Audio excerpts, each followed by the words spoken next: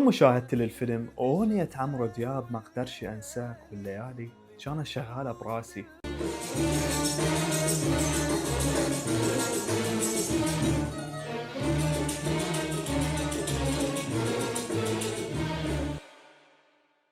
خلوني أعرفكم على وحدة من لعنات حب الطفولة.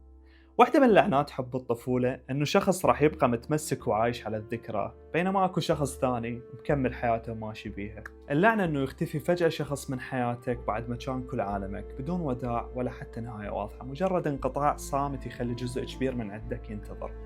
هذا اللي صار ببطل قصتنا يوسف. من صدف الحياة قابلت عيون يوسف بعيون علياء مرة ثانية، بس هالمرة مو نفس الأشخاص، نسخ أكبر وأكثر غرابة ومتعوبة أكثر. لو مرينا بهالموقف أتصور أول سؤال راح يخطر ببالنا إنه مو شلونك، وإنما فكرتي بي طول الفترة اللي فاتت لو بس أنا اللي ظليت معلق.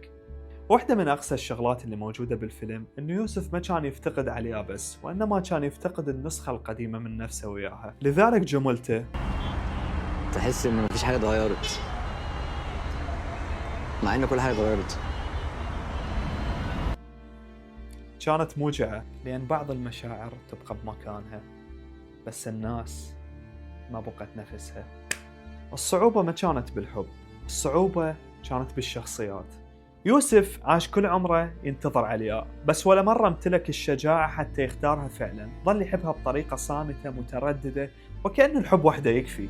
بينما علياء حبت يوسف بقلبها بس ما عاشت على احتمالية رجوعه، كملت حياتها، تغيرت، تزوجت، طلقت، ماكو شي ما سوته. وللأمانة هي هنا المأساة، واحد عاش على الذكرى والثاني تعلم يعيش بدونها.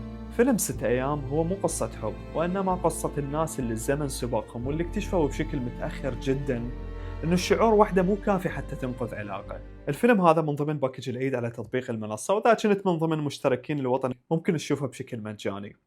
وبس.